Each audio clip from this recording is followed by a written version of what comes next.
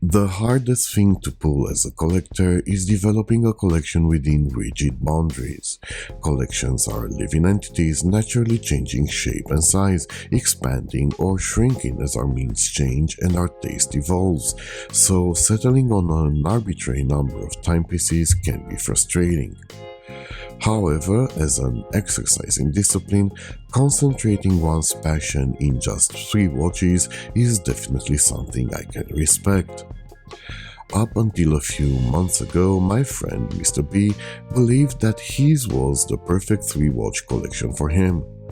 But as with any collection, especially one bound to such draconic discipline, being unable to move sideways will eventually lead to dramatic vertical shifts, and yesterday's untouchable can easily become victim of the inquisitive mind of the collector.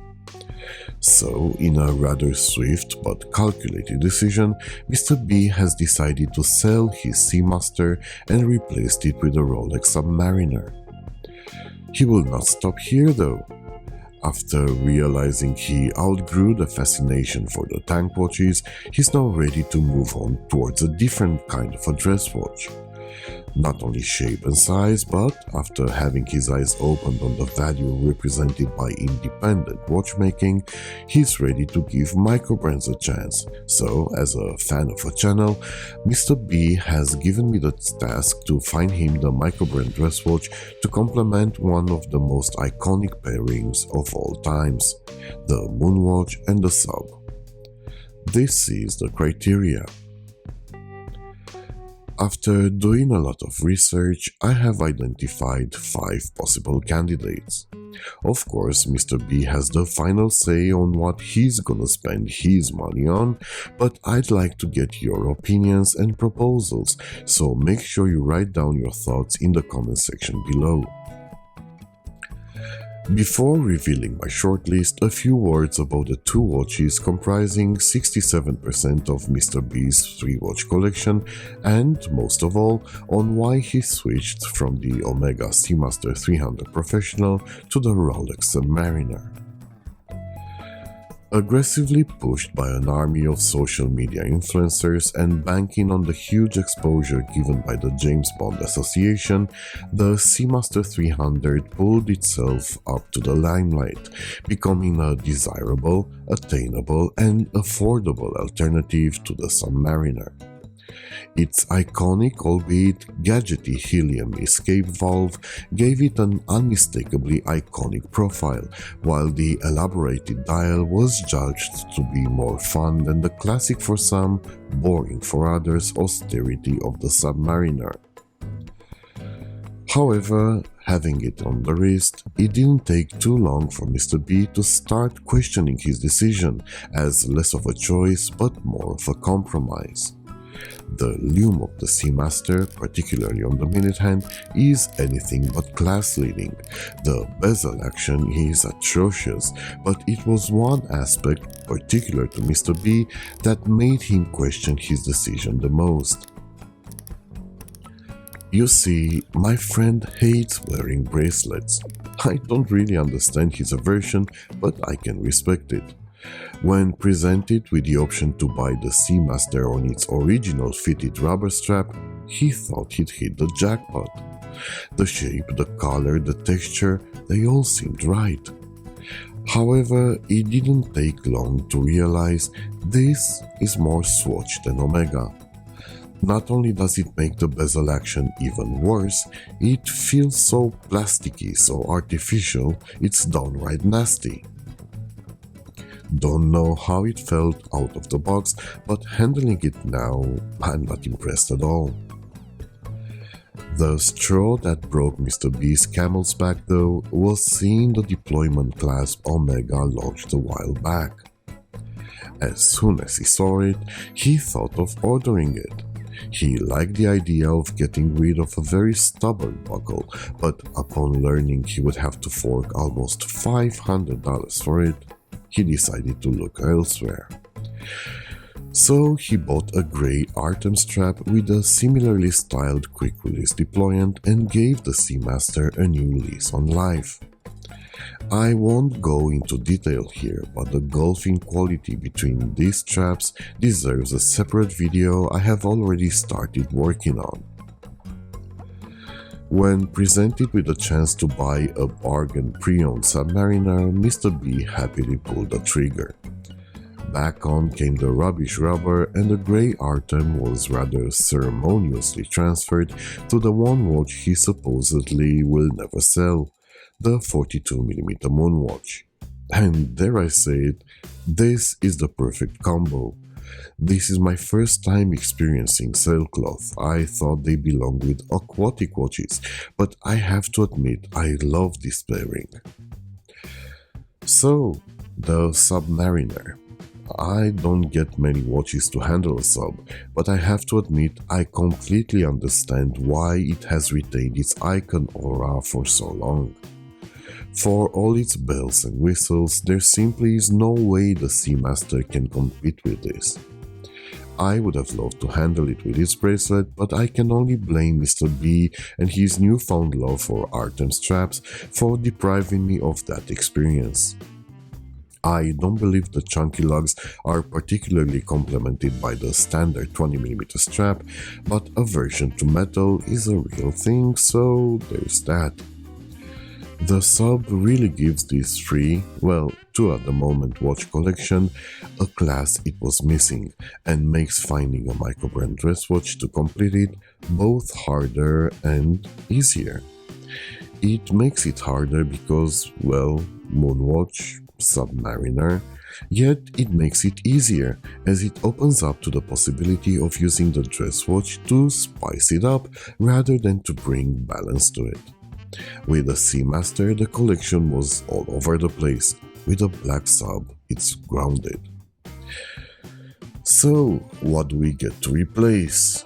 The Chrono Swiss Cabrio is a reversible tank similar to Jaeger LeCoultre's Reverso. I've had a chance to handle the JLC Legend, and my observation is that the difference between the two is very close to the difference between the Sub and the Speedmaster. There simply is a downgrade to every aspect. This is just a placeholder for the real thing. So I believe finding a microbrand replacement for this is feasible. The rules are quite restrictive as they take off the table a huge number of options, from Anordan to Ming, from Kurono Tokyo to Ophion, but I believe any of my 5 propositions has its place next to the 2 icons. My first proposal barely makes it into the budget, but every cent of the €1,890 price tag will be well spent on any of the watches in Olivier Jonquet Capitaine Marin collection. The bold 43.5mm square case houses the top variant of the manual ETA 6498-1 caliber, whose small seconds complication subdial sits nestled between the 5 and the 7 Roman or Breguet style numerals. I prefer the latter as they better complement the font used for the subdial markers printed on the black or white enamel dial. I would also choose the blued hands as I don't believe there's enough context for the rose gold ones. Moving on, the second proposal is the D series from Elka.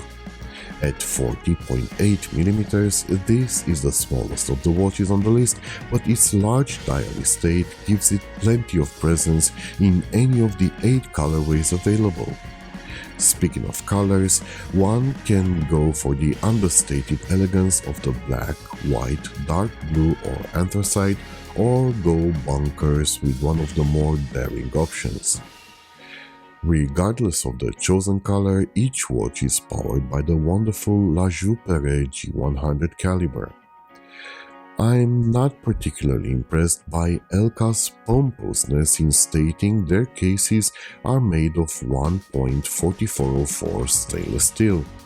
This is just a fancier, lesser used denomination for the commonly used 316L, but the watch is a classic beauty. Another classic beauty is Von Doren's Grandmaster 2. The proportions of this watch intrigue me greatly. It has a 43mm diameter, and despite the straight lugs jutting out to a considerable length, the distance between their tips is stated to be a rather compact 49.9mm. I admire Von Doyle's decision to specify those are cobalt blue hands rather than leaving the wrong impression they might be blued, and I applaud the design choice to use a guilloche pattern on the fringes of the dial in an original twist completed by leaving the upper half of the dial pristine. This one's powered by an STP-111 to my Celita haters' roaring applause. The financial ceiling I was forced to conform to means there's only one Harold Pinchback watch I can recommend, but this one has at least a couple of unique things going for it. First of all, this is a truly unique timepiece, being issued as a 50 pieces only limited edition celebration of King Charles' coronation. Hand-built in England, this 42mm timepiece boasts a sports watch-worthy 100 meters of water resistance, is powered by a regulated ETA 2824-2, and has the great Easter egg of a caseback designed by perhaps the most revered and influential industrial designer of this millennia, Sir Johnny Ive of Apple fame. Unfortunately, the great water resistance comes with the price of the watch sporting a rather pedestrian screw-down crown, but you can't really have your cake and eat it too. Speaking of cake, it's now time for dessert, as I am pleased to be able to introduce the fifth and final entry of this list, and I am really excited to be able to present it to you in the metal, as the long-awaited second Arcturus watch is set to be launched on the 29th of February, and I have the honor of being one of the few reviewers chosen by the brand to preface this launch. The Lion City 2 is a 44mm work of art powered by the Peacock 5200 Flying Tourbillon, and it comes in 3 dial configurations: the Aventurine, the Malachite, and the white guilloche I'm holding.